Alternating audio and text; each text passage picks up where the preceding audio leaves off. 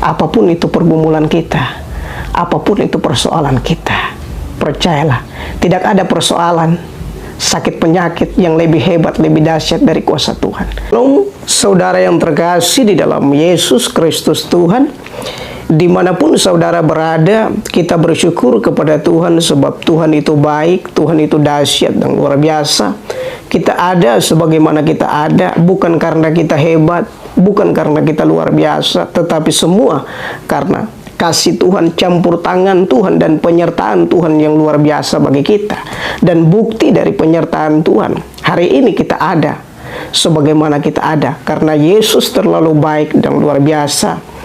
Kalau Yesus masih memberikan kita kesempatan untuk kita bernapas, untuk kita melihat, kita mendengar, kita berjalan, berarti di balik itu Dia ada punya rencana yang luar biasa bagi kita sebagai orang percaya. Karena Yesus mau dimanapun kita berada, kita harus menjadi garam dan terang buat orang lain, supaya melalui kehidupan kita nama Yesus diagungkan dan nama Yesus dimuliakan.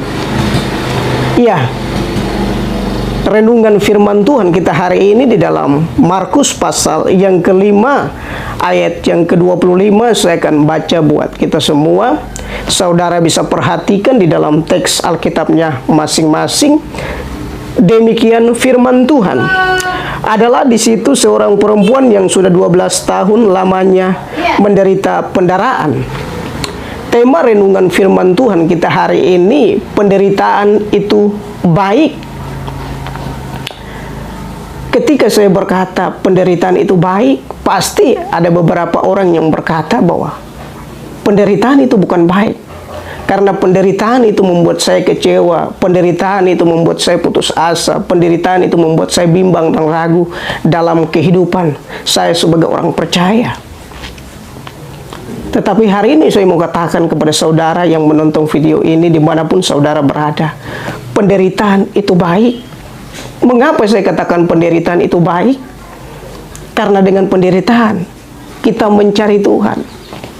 Kita tahu bahwa perempuan yang 12 tahun menderita pendarahan, dia sudah ke tabib dan lain sebagainya. Tetapi apapun yang dia lakukan, bukan untuk membuat dia sembuh, tetapi membuat penyakitnya itu parah. Dari sini kita bisa belajar bahwa penderitaan itu baik. Karena dengan penderitaan kita bisa mencari Tuhan, kita bisa datang kepada Tuhan. Kalau kita bisa melihat konteks ayat ini, ketika perempuan ini mendengar tentang Yesus, berita tentang Yesus, dia datang kepada Yesus untuk mencari Yesus. Dalam kehidupan kita sebagai orang percaya, mungkin sakit penyakit, pergumulan yang begitu berat terjadi dalam kehidupan kita. Dengan hal itu Tuhan mau untuk kita mencari Dia. Penderitaan yang kita alami sebagai orang percaya itu untuk membawa kita untuk mencari Yesus. Karena hanya Yesus jawaban hidup kita, hanya Yesus penolong kita, hanya Yesus kota benteng kita. Kalau Lazarus tidak mati, Tuhan tidak bisa menyatakan kemuliaannya dan menyatakan mujizatnya. Tuhan mengizinkan hal itu terjadi supaya di situ kita bisa melihat bahwa Tuhan itu ajaib dan luar biasa. Mengapa penderitaan itu baik? Yang pertama, untuk kita mencari Tuhan, dan yang kedua, untuk Tuhan menyatakan kemuliaannya. Saudara yang terkasih di dalam Yesus Kristus Tuhan, penderitaan-penderitaan yang kita alami hari-hari ini, Tuhan izinkan untuk menyatakan kemuliaannya, bahwa Dia Allah yang dahsyat dan luar biasa, yang akan mampu menyelamatkan kita, yang akan mampu memberikan kita penghiburan, kekuatan bagi kita sebagai orang percaya. Apapun itu pergumulan kita, apapun itu persoalan kita, percayalah, tidak ada persoalan sakit penyakit yang lebih hebat, lebih dahsyat dari kuasa Tuhan. Dan kuasa Tuhan, mujizat Tuhan masih ada bagi orang yang percaya kepada Yesus sebagai Tuhan dan Juru Selamat. Karena Yesus berkata, marilah kepada Aku semua yang letih lesu dan berbeban berat, Aku akan memberikan kelegaan kepadamu. Percayalah bahwa bersama Yesus ada kekuatan, ada berkat, ada mujizat. Bersama Yesus pasti kita sembuh. Bersama Yesus pasti kita akan melihat kemenangan demi kemenangan yang luar biasa. Karena Yesus adalah jawaban dalam setiap pergumulan, dalam setiap doa kita. Dan Yesus adalah jawaban yang pasti. Dan Yesus akan memberikan kita kekuatan untuk kita menghadapi semua. Jangan kita minta kepada Tuhan, jauhkan kita dari persoalan, tetapi kita minta kepada Tuhan untuk memberikan kita kekuatan untuk menghadapi setiap persoalan yang Tuhan izinkan terjadi dalam kehidupan kita sebagai orang percaya. Kita belajar dari perempuan yang 12 tahun menderita pendarahan. Apapun yang dia lakukan bukan untuk membuat dia sembuh, tapi semakin parah.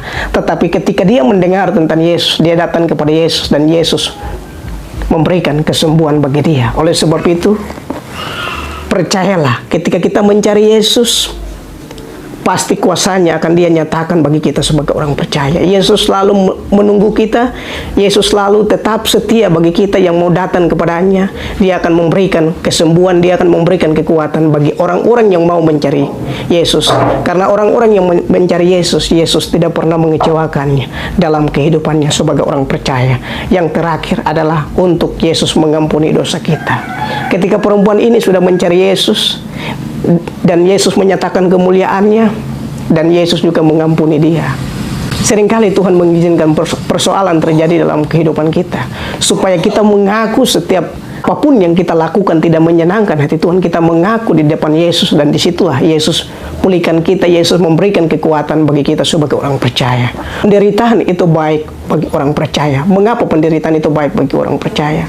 Yang pertama, supaya kita mencari Yesus. Yang kedua, untuk Yesus menyatakan kemuliaannya. Dan yang ketiga, untuk Yesus mengampuni dosa kita. Dan percayalah, saudara yang menonton video ini dimanapun saudara berada, Tuhan tetap setia kepada saudara, dan Tuhan akan pulihkan saudara ketika saudara sakit. Tuhan akan memberikan penghiburan bagi saudara. Dan percayalah, bawalah setiap pergumulan saudara, bawalah setiap penderitaan saudara kepada Yesus, karena hanya Yesus yang bisa memberikan kekuatan, solusi bagi kita sebagai orang percaya. Kiranya renungan ini memberkati kita, menguatkan kita.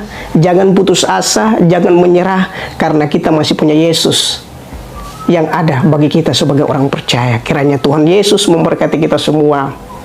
Shalom.